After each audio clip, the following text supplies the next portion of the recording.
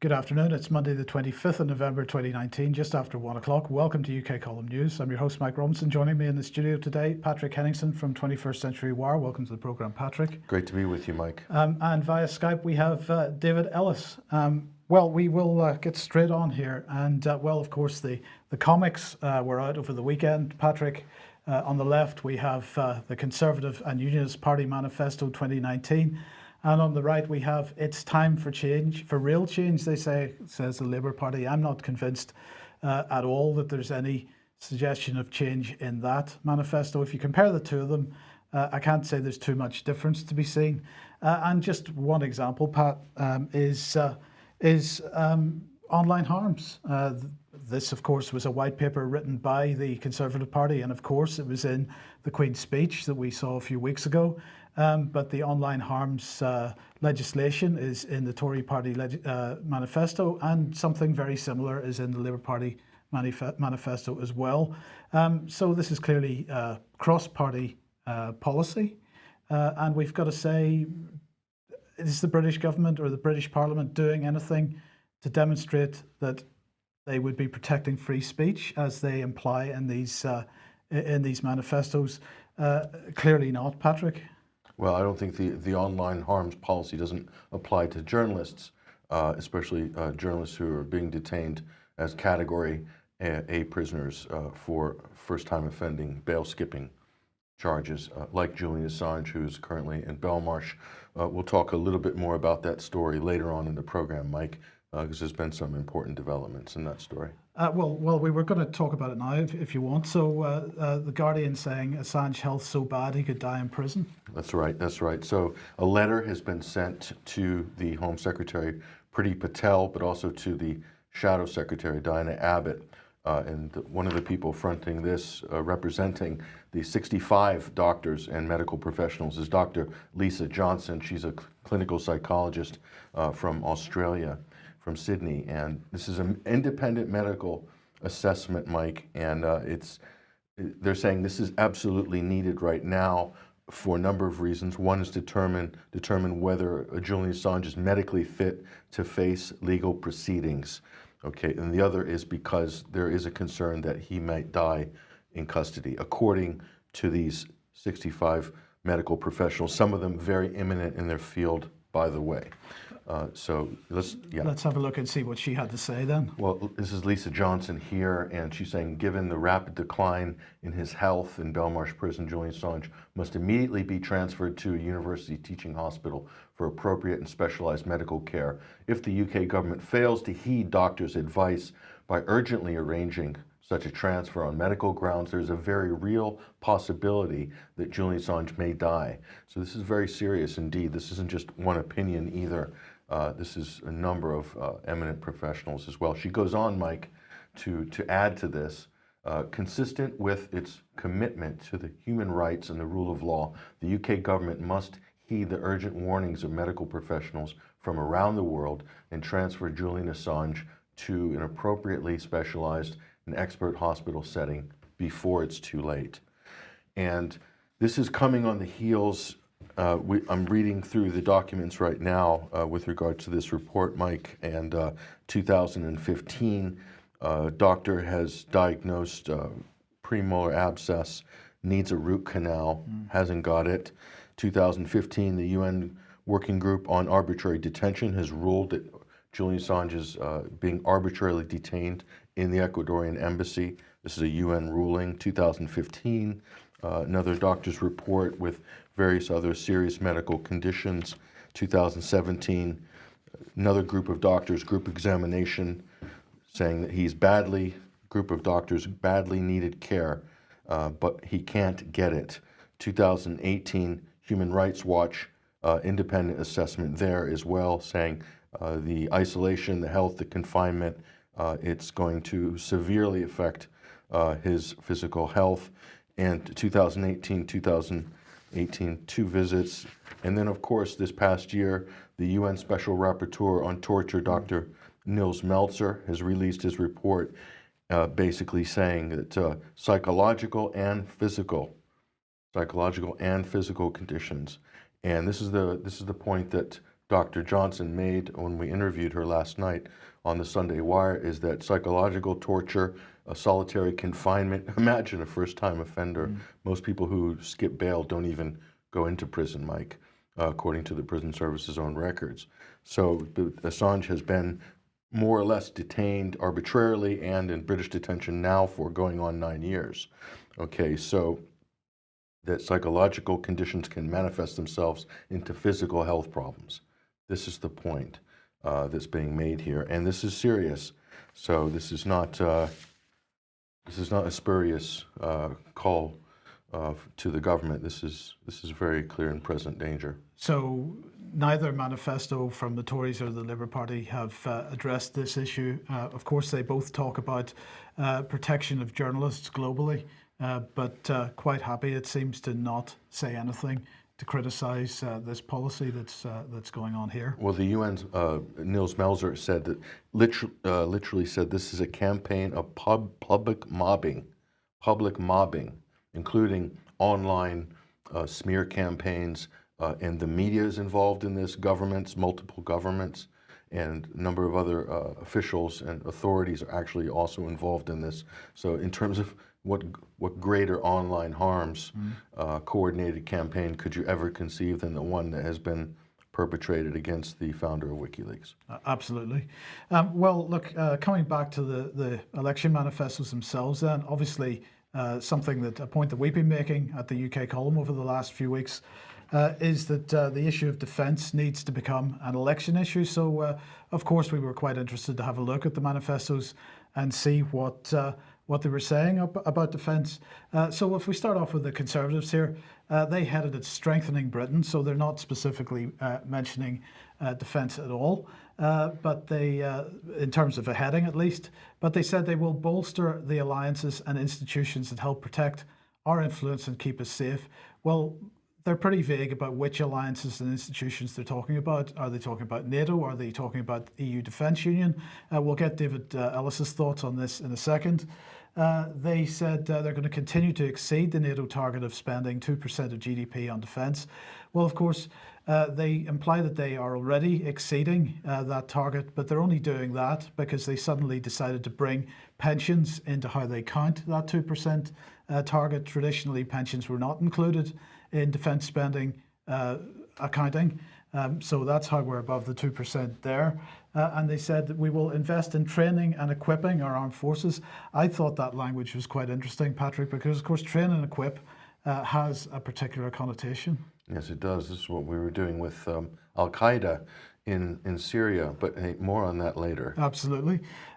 They went on to say we will maintain our Trident nuclear deterrent. They went on to say we will adapt to new threats, investing more in cybersecurity, setting up the UK's first space command, so they're jumping on the Trump bandwagon there.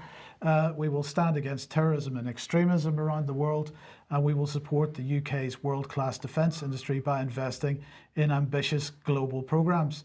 So, David Ellis, if we bring you into the programme at this point, they're not saying what the international institutions are at the beginning of that little section, and now they're saying that they're going to invest in ambitious global programs. Well, of course, that means, well, what does it mean? EU procurement? Yeah, it's weasel wording, isn't it? It's completely disingenuous what we've got here. So the bolstering of alliances and institutions and the global programs. Let's just do a bit of verbal algebra with that. Really, what we're talking about here is European Defence Union through E3 and EI2. So I think we can pretty much say that that's the case. So whatever this question we've had between Tobias Ellwood and Boris Johnson's answer in Parliament before the recess, that it's all carry on business as usual. We're going full steam ahead with going into European Defence Union. So I don't see anything other than that there. If you vote Tory, you're going into Defence Union, so you need to consider very carefully what you're doing with your vote on the basis of what this is going to cost and what the future impact is to Her Majesty's Armed Services and the personnel present and past and those future, and what possibly could become of how that's going to mean for recruitment or stroke conscription, recruitment in Britain, conscription in Europe. Okay, well let's come on to the Labour part of this now. So Labour, well, they chose a nice colour for their defence and security section. They did actually have a defence and security section, but let's have a look and see what their positions are here. Boris Johnson, they began, refuses to publish the report on possible foreign interference by Russia in UK democracy. So Labour pushing the Russiagate narrative 100%. They say that they also commit to spend at least 2% of GDP on defence. They say that they support the renewal of Trident nuclear deterrent, which, by the way, the Conservatives didn't specify in theirs. They say they're going to improve opportunities for veterans, which is a little bit ahead of what the Tories were saying as well. The UK defence industry is world leading. Labour will publish a defence industrial strategy white paper. And what's interesting about this was that they were implying, not saying specifically, but implying that they weren't terribly happy with international procurement rules. And they're going to publish a defence industrial strategy white paper in order to bring defence industry back to this country rather than this multilateral approach that we have at the moment. But then they end with this. They're going to create a climate change sustainability committee within the Ministry of Defence to review the feasibility of increasing the use of sustainable energy in defence. This seems completely ridiculous to me, Patrick. The whole point of the military is to bomb things, and we're going to bomb things by carrying windmills around with us or something to power the tanks and the... No, solar-powered tanks with solar panels on top. They go a bit slower, but they do get there in the end. And maybe some small windmills on the top of the Trident subs when they come up and break the surface. Yes. Yes. Okay. But the key point out of this that I wanted to highlight, David, was we will maintain our commitment to NATO and our close relationship with our European partners. So once again, impossible to tell the difference between Labour and the Tories. EU Defence Union is on the table.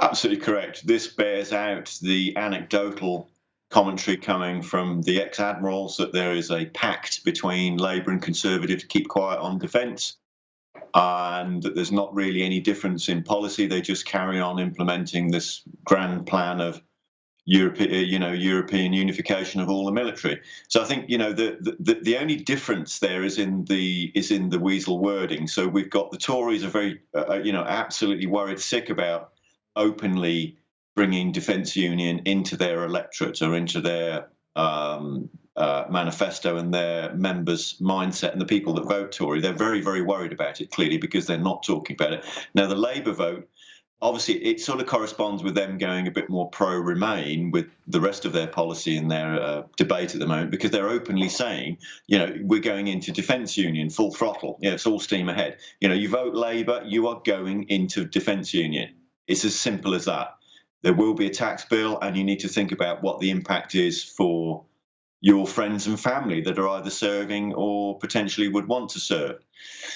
So whether that be through, going into an British Armed Services, where are you going to end up? Because the destination here is you're going to end up in European Defence Union under that gambit.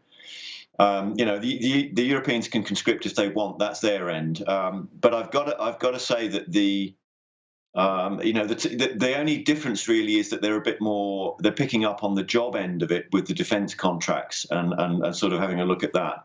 But so that's a very interesting dynamic between Tories and Labour, that the Tories don't care if the troops are in EU4 or in EU NAV4 or Operation Sophia or whatever. Now we've got that.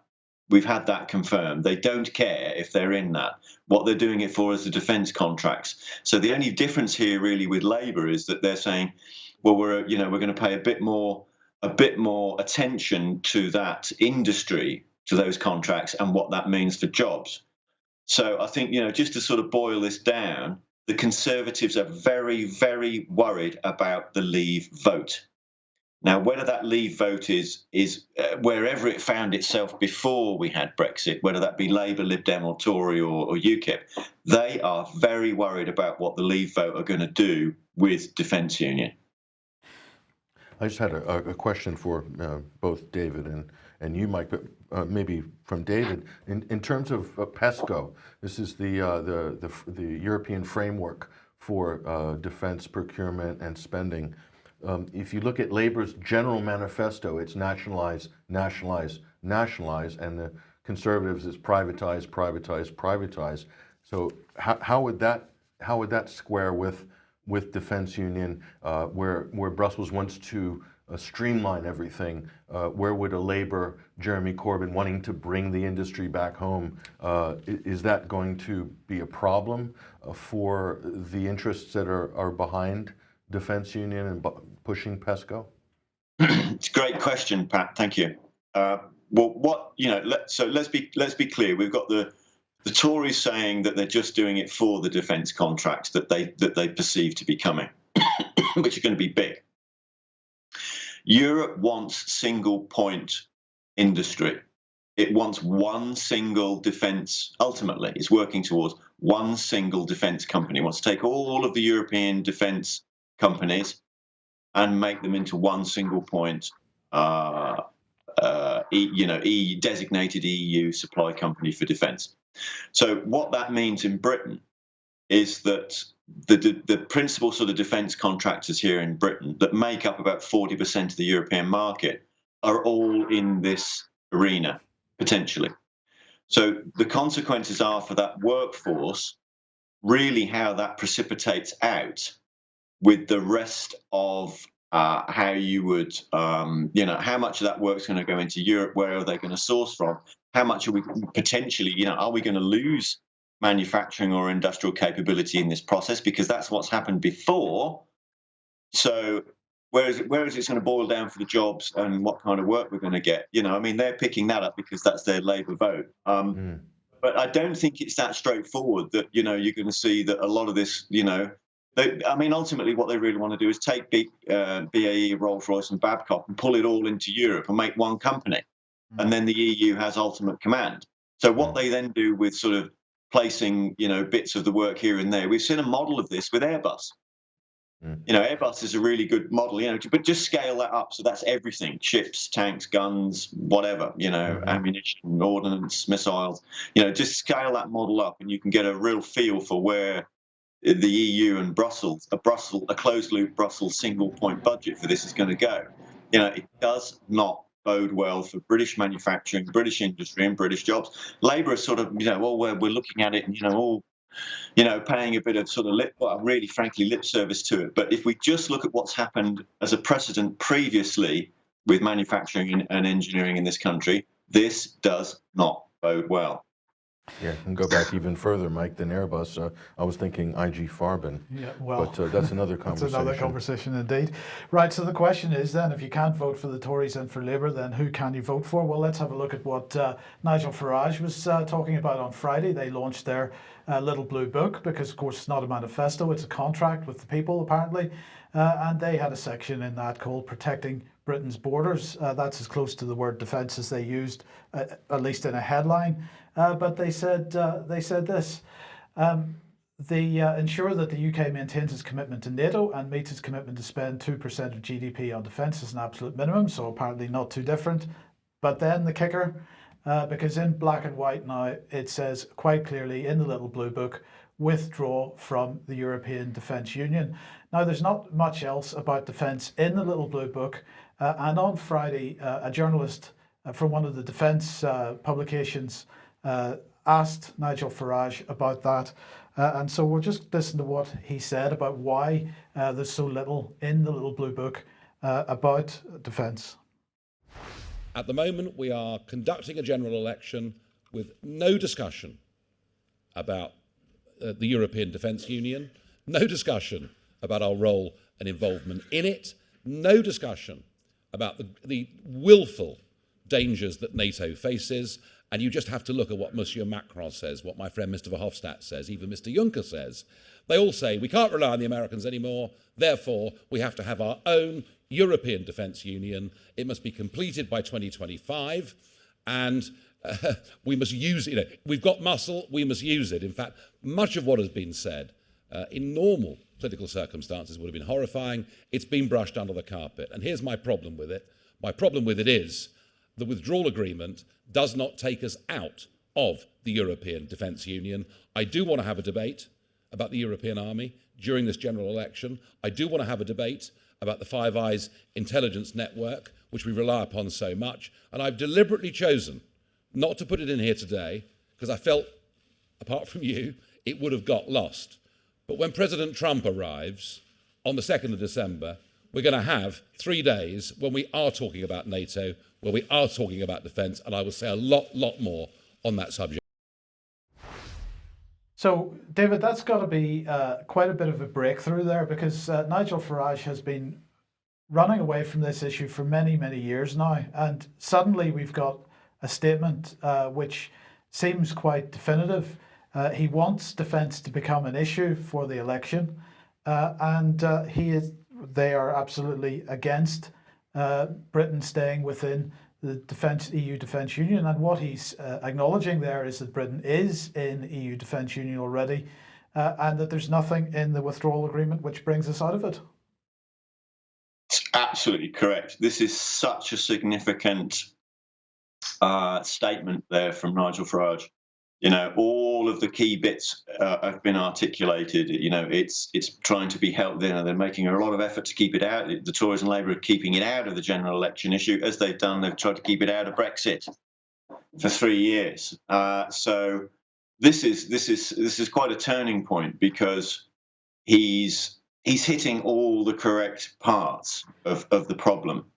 And saying that he wants a debate there is very, very encouraging, because at least it gives us the chance for the general public to do the catching up with this as a majority, I hope, and start to make some proper judgment as to what exactly is going on. And there's then the chance of some better policy being generated all round. I think it's very significant that he's saying that when Mr. Trump comes over for the NATO summit, that there will be more to come, and you can all draw your own conclusions as to what really. And I think I forecast this quite some time ago, that the special nuclear defence contract between Britain and America is at risk with this carrying on with defence union.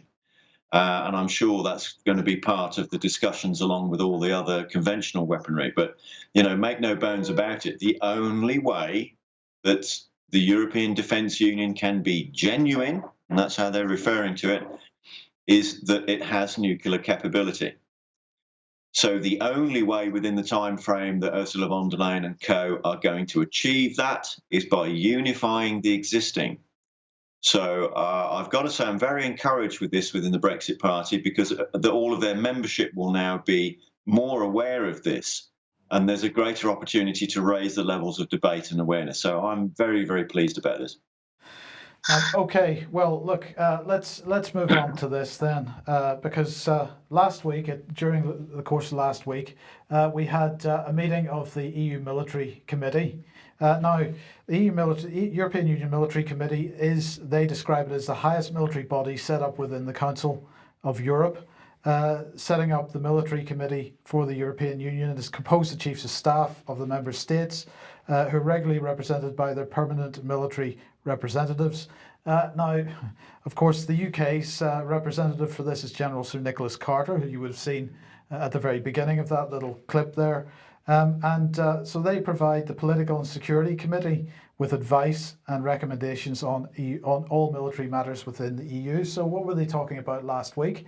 Well, they were talking about EU's military operations and missions, including EU NAVFOR, Operation Sophia and Operation Atalanta, EU battle groups, as well as EU military capabilities, state of play of EU-NATO cooperation, and also security situation in Ukraine, although that was a secondary issue. The first three were the main issues of discussion. And David, so when Farage makes the point that we are in and there's nothing in the withdrawal agreement that takes us out, General Sir Nicholas Carter, absolutely a key member of that group and taking part last week and discussing things that you would think if Britain was really coming out of the EU, really the EU at this point wouldn't be so excited about British involvement in those discussions, because it's all about the development of their defence union. Well, you would think so, but clearly, as it stands, without some greater levels of debate in coming forth from Mr. Farage, is that as it stands under Labour and Conservative and the Lib Dems, is that we're full throttle into defence union, because you can clearly see there our chiefs of staff, heads of service at that meeting planning military matters. But that's European on a European basis. So it's absolutely visually open and apparent there. Anybody looking at this can see what's happening. So I've got to say that, whilst they're discussing all of the European operations of EU4, Operation Severe, EU NAV4, Atalanta, the battle groups, so on and so forth, that we have this contradiction from a serving British minister saying we don't care whether we're in those or not. Really, what he's referring to is the people, the personnel. We don't care whether our personnel are in that or not. We're just doing this for the defence contracts. So they're horse trading with the personnel. So I've got to say that there's one thing that we've got to do when we talk about this is, instead of saying, because obviously the politicians love to go, we're going to keep the commitment of 2% to NATO. Actually, hang on a minute. Whoa. What we're talking about is the personnel in Her Majesty's Armed Services. Royal Navy, Royal Air Force, Royal Marines, Army, British Army, so on and so forth, Special Forces. That's what we're talking about. That's either in NATO or in EU arena. So I think that's a key thing. When we talk about this, we've got to talk about Her Majesty's Armed Service, because that makes it real to us and our people and our friends and family here in Britain, because that's who it concerns ultimately. But I've got to, I'm wondering here, I'm just sort of perhaps being a little bit sarcastic, is that, was at what stage in those discussions do they discuss what EU uniform they're going to have when they all come out of their national uniforms? I mean, they're all there in that lovely panoramic photograph in their national uniforms. At what point do they talk about what they're going to wear as an EU uniform? All of them. How far away is that? We ought to be sort of thinking, having some sort of sweepstake. What will that be? 2020, when Ursula von der Leyen wants to top it out? Or will it be in 2025? Or will it be somewhere in between, where they'll all come out in some kind of royal blue outfit with gold pips? When's that going to happen? Good question. Now, the state of play of EU-NATO cooperation is what was one of the issues there, and of course that will be discussed, no doubt. In fact, I do believe it is on the agenda for the NATO leaders meeting on the 3rd. It begins on the 3rd of December. Donald Trump will arrive on the 2nd, is my understanding. So it's perhaps hardly surprising, Patrick, that Vladimir Putin was hosting the Russian Security Council on over the weekend. Well, of course, that's all about building the military in Russia, apparently. And really, this was his main concern. We are seriously concerned about the NATO infrastructure approaching our borders, as well as attempts to militarize outer space. But it's the NATO infrastructure approaching the Russian borders that he singled out as being a main concern. That, of course, goes alongside EU military mobility and the European Union Eastern partnership. So all this expansion eastwards by the EU brings NATO right up to Russia's borders. It's hardly surprising that at the Security Council meeting last week, over the weekend, he was particularly concerned about that. Yeah, and if you look at the visit by Jan Stoltenberg to the Ukraine recently, and you listen to the rhetoric of that, they're absolutely gung-ho about getting the Ukraine into NATO as fast as possible.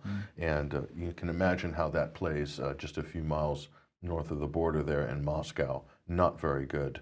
Not very good at all. So, but yet, if you listen to the politicians in Britain or half of Europe, and definitely in the U.S., it's all about Russian aggression. We need to counter Russian aggression, but there's NATO pushing eastward, more aggressive than ever. Absolutely. Okay, quick advertisement. If you like the UK Column, you like what we do, and you'd like to support us, then please head over to ukcolumn.org/community. There are various options for joining us there. Your financial help much needed and much appreciated.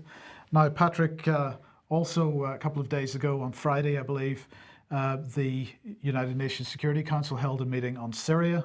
And, well, some allegations were thrown around by the Syrian government representatives and the Russian government representatives that perhaps the UK was involved in supporting terrorist groups within Syria, and this garnered a bit of a response from the British representative there, Karen Pierce. Now Britain holds the presidency of the Security Council at the moment, so she is Madam President. But this is what she had to say.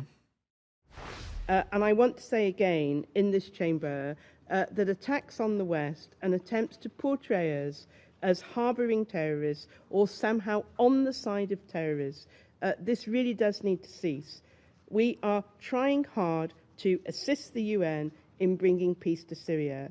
We are giving money on the humanitarian side to that end. We do not deserve, nor are the attacks in the chamber warranted, to say, and I quote, that we are fighting on the side of terrorists. And if this were repeated outside this chamber as individuals, there would be legal action taken on that statement. So I hope we will hear no more about it. It's a calumny and it's untrue, like so many of the other things that have been said about the situation in Syria from the two countries represented to my right. The hypocrisy is unbelievable. Because what would Syria and Russia know? They've just been cleaning up terrorists for the last 4 or 5 years in Syria. What would they know about that problem? So this is interesting. Karen Pierce is basically saying, stop it, don't say this anymore, or we will sue you, in some Magnitsky type fashion. More on that later. Yes. But in terms of terrorism, I mean, what side is Britain on? Well, we can also say what side what side is NATO on, Mike? Here's an article. This is a report that we published at 21st Century Wire here, evidence of Turkey's war crimes in Syria. But here's the kicker: ISIS members within its ranks, and this is actual fairly dependable data here by Khalid Iskaf, a Syrian journalist who's put this together. And notice the 4 flags we have on screen there, Mike. Turkey, NATO member, NATO's flag. The Free Syrian Army, which has been rebranded to the Syrian National Army, quite facetiously, I might add, and then ISIS. So there are ISIS members under NATO command today as we speak, verified. That's what this and many other reports have also backed this up as well. So this is a number of mainstream reports as well that are referenced in addition to what we have in that report, Mike. So that's just one example, but let's not stop there. Let's just remind Ambassador, or Madam President, I should say, Pierce, about this story, which appeared on the BBC in 2017. UK foreign aid money diverted to extremists, I think we can use the word terrorists in there, in single quotes, in Syria. This is the BBC, by the way. And just for people who can't read that headline, if you are nearsighted, we'll just blow that up a little bit. UK foreign aid money diverted to extremists in Syria. That's for Madam President. And that's the BBC, by the way. So if, the BBC has its faults, but once in a while, they do break an interesting and useful story from time to time, every 2 years or so. So, that's only the beginning, Mike. I mean, if we really want to get into Britain's support, the U.S. support, the coalition support for what they call the rebels, I think it's abundantly clear. It's well documented. British special forces are training cohorts of rebels for years in Jordan, in Turkey, all over the place, in Syria itself, active in Syria, Mike. And many of these people are listed terrorists, prescribed terrorist organizations. So I don't think she has very strong ground there. No, and indeed, criticising any other country for telling lies about any other country. Britain has been pretty vociferous in its lie-telling with respect to Russia, not only with respect to Donald Trump, and more recently Russiagate UK, as it seems to be developing at the moment, but we might bring Skripal into this, or the OPCW. Or the OPCW. That brings us nicely to our next story here, and this came out, if you've been following the OPCW story, you'll know about the 2 whistleblowers that have come forward. This email appeared on WikiLeaks. They've just released this secret internal email from the Organization for the Prohibition of Chemical Weapons, OPCW, whistleblower, a member of the fact-finding mission team sent to Duma in Syria after the alleged chemical weapons attack in April of 2018, accused the OPCW management of doctoring the report on the incident and distorting the facts. Here's the email, Mike. This is available online on Twitter. And let's just pull one quote out, which I think is very instructive. After reading, this is from the whistleblower talking to Robert Fairweather, his superior. After reading this modified report, he's talking about the one that was submitted was modified, which incidentally, no other team member who deployed into Syria has had an opportunity to do, to look at. I was struck by how much it misrepresents the facts.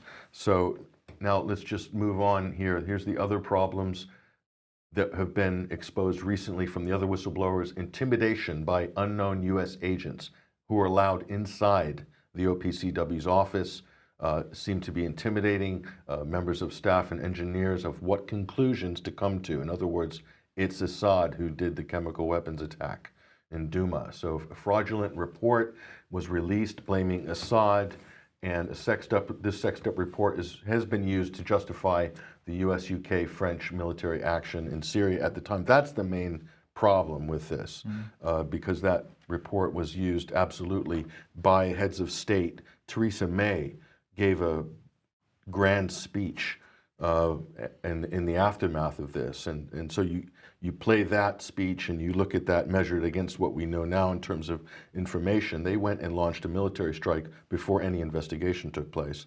And Karen Pierce, Madam President in the UN, is lecturing people about who's telling the truth and who's not, is pretty ghastly, actually. Okay, where does that take us, Magnitsky?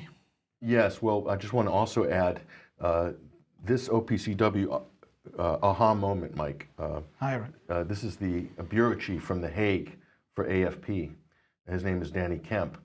And this is what he said about this email this morning. Western sources notes that the Russians are particularly sensitive regarding Duma because it happened close to where their own troops were operating. He's talking about in Duma in 2018. Also worth noting, Mueller highlighted WikiLeaks' role in publishing Russian-hacked DNC documents. Plus, Russia was accused of hacking the OPCW last year. So this is what the bureau chief at AFP is saying in response to the release of this whistleblower email. He's basically saying, don't look at the email because WikiLeaks is involved and probably the Russians. That's the bureau chief of AFP. Wow. In The Hague. Do you think he really believes that? I think he does. Otherwise, I don't think he would have tweeted that. I really think this is somebody who doesn't really understand the story, hasn't followed it, and is claiming that there was evidence in the Mueller probe that a proof of Russian hacking, and the Russians hacked the DNC and then handed those emails to WikiLeaks. That was not proven in the Mueller probe. So it's kind of astonishing that it's such a high-profile bureau chief of a major global news agency would make remarks that are factually incorrect, and also more than that, trying to basically warn people off the story, running interference. Essentially, it's quite interesting. So you can go on Twitter and read that thread. It's very interesting indeed. Okay, let's finish off with this then. This is a really important story, and I've told people this is the most important Venezuela analysis that you'll read at least this week. This is by Nina Cross, Global Magnitsky. Here's the big question with regards to foreign policy. Will the UK join the US in sanctions against Venezuela post-Brexit? That's the question. This article lays out the new foreign policy, the new special relationship led by the United States, Britain shoulder to shoulder, post-Brexit, probably will be the same whether they're in Brexit or not.